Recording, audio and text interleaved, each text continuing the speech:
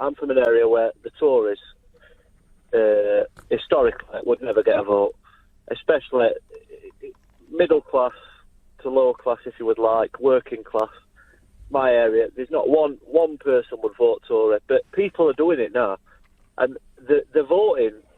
They're voting for things what they don't agree with, but they're voting because there's no alternative. I think what they're doing is you've got a list of leaders of all the major parties, and what they're doing is they're ticking off the ones that they can't vote for because they've all got something wrong, or there's one reason that they can't vote for them, and then Theresa May is left at the end of every list that you make, if that makes sense.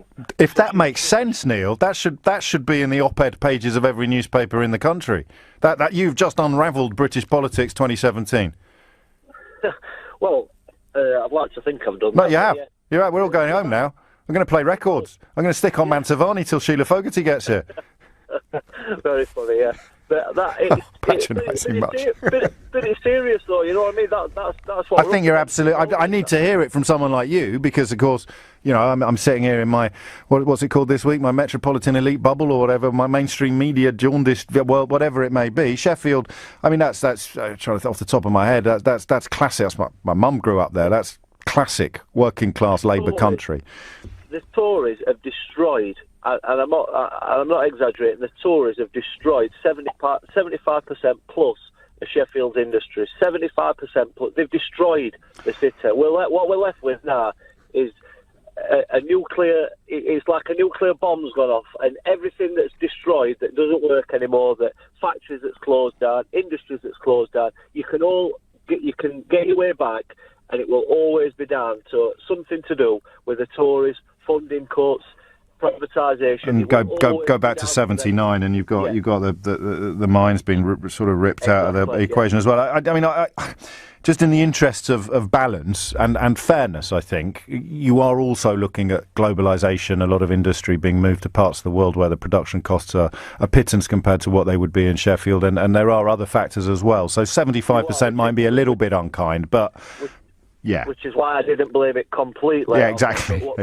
But what I was careful not to blame it 100% on them because I wouldn't do that. But what's happening now is you've got people, when you're in conversations, things like that, when you're in group discussions, you hear people say, yeah, I'm voting Conservative. Yeah, I can't vote for Corbyn, he's an idiot, isn't he? Or I can't vote for Miliband because you can't take anything he says seriously. Or I'm not voting for Nick Clegg because he's just a liar and look what he did and he's just this, is that. I'm not voting for Nigel Farage because he's just a joke. So everybody that is an option, if you like, to vote for, they've all got a reason why why working class northern folk, they've all got a reason why you can't vote for them. So they're voting for Theresa May because she's the only one who doesn't look as if the country would be circling the plug hole by tea time. Even if it does end up circling the plug hole by tea time, she's pulled off the perception trick of not looking like it would be. Yeah, it's like jumping. It's like jumping what a off caller. a cliff. It's like jumping off a cliff, and your option is, if you jump off the cliff with Theresa May, you're definitely going to break your leg. If you jump off the cliff with Jeremy Corbyn, you might be dead when you jump off cliff. So we'll go with Theresa May because we're only going to get a broken leg. That doesn't make it right. That just means that you're guaranteeing, if you like, in a way that, like you said, you're not going to die. That you're not going to die. So what's happening is we don't have an option. And this is the problem. This is the call that should go viral. This is the call that should go viral this week because I mean that image I have of the list of leaders, and there is an exception to this that I think we saw in Richmond, and I think we saw in the other by-election that wasn't in Joe Cox's old constituency, where Labour did very, very well, where you have where Jim in Oldham, the candidate up in Oldham. Yeah. Where Labour have a very strong local game, a very, very strong... So it's an ex-council leader or it's someone who does have recognition breakthrough with the voters. But any election, any by-election, any constituency election that is going to be decided according to the leaders of the main political parties, I think you've just described it better than any of the professionals have done. You just cross off everyone who you could never contemplate voting for whatever reason, and the only name left at the bottom, the sort of ball coming out at the bottom of the Kaplunk game, is Theresa May. That you just hit the nail on the head, and I hope I've done that too. But that is exactly somebody. Man, I just borrowed your nail. Somebody shouldn't be winning an election because the 4 names on the list, 3 of them were bad. You got it. He's done it. And then she's just the least bad. That doesn't make her right. What they're doing is wrong. What some of the policies what they've got are just absolutely unthinkable. That anybody from my city and my people, if you like, could be voting for her and that party, but it's happening because there's no alternative. So when we're using language this morning, like yourself have used it, other callers have used it, oh, she's playing a blinder, she's doing this, she's doing that. She's not playing anything. The other 3 are playing that bad a game that it's unthinkable. No, but she has brought in the UKIP vote. She's nullified the UKIP threat to the Tories, and that was deliberate and conscious. Is the UKIP vote, though, something that... Should we be trusting people who agree with UKIP on anything other than immigration? Anyway, that's the only thing that they can talk about, immigration. Anyway, I wouldn't let somebody from UKIP run me a bath. They might run me a country, but again, the voters that were going to vote for UKIP, again, yeah, she's stealing them, but that's not because UKIP are doing anything right or she's doing anything right. That's just because... Yeah, you're right. I'm not talking principles, am I? I'm talking pragmatic tactics. I'm talking short-term political tactics. What would not get crossed out? What would a Labour leader look like that didn't get crossed off the list of you and your friends? Well, you're asking me a question there that it could be anybody. One thing that I do know is it's not Jeremy Corbyn. That's 100% that it's not Jeremy Corbyn. It's probably not a Diane Abbott figure. It's definitely not an Ed Miliband figure. But that's not to say... What was wrong with Ed Miliband? I think history judges Ed Miliband quite unfairly, but I also see that he didn't sort of cut through in your part of the world in any way whatsoever.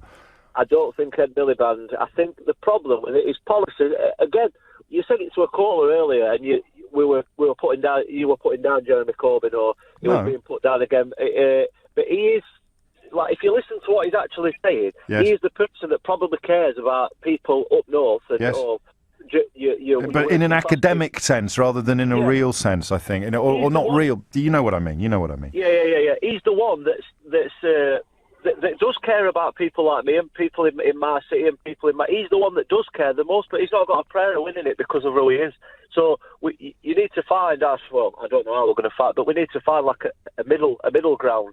You know. So everyone's telling me this. Everyone is telling me this, including some sort of formerly quite highly placed Labour Party people that I bumped into the other night. They all describe themselves as politically homeless. Yeah, so are your voters. So are the voters you're describing.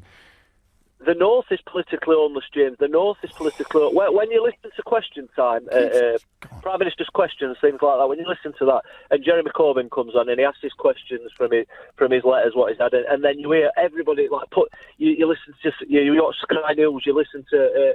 and they're putting him down and they say, oh, is this... He failed to land a blow on Theresa May. The things what he said, the issues that he's bringing up, they're real issues. You know what I mean? They're real issues. What matter to people like us and people. The letters that he's receiving, they're from real people. He's trying to deal with real issues, but unfortunately, he's just never going to win a vote. So Theresa May at the moment is winning. And that party is riding high for one reason and one reason only, and that's because the opposition isn't good enough to strike a blow on their party. But that doesn't mean that they're right and what they're doing is good for the country. And people need to stop. People need to stop and think when there's, oh yeah, I'm going to vote Tory, I'm going to vote this, that. You need to stop and think and look at what it is that they're trying to achieve. Don't look at what Jeremy Corbyn's doing wrong. Don't look at what Labour's doing wrong. You know what I mean? I know exactly, mate. I'm going to have to go to the travel news before everyone starts calling for you to replace me as the presenter of this programme. Before I do that, who's your favourite politician ever? Oh, that's a long one. Come on. I'm not going to say Dennis Skinner because I'll be laughed off at show. No, you won't. Not this show. I'm not too sure. I couldn't answer. I'll have a think. I'll call you back. How's that one? I look forward to it. And then I can try and sort of gather up some Sheffield-based brownie points by telling you about my granddad's job at the Metropolitan Vickers Steelworks. 11:15. Metropolitan Bubble. Moi.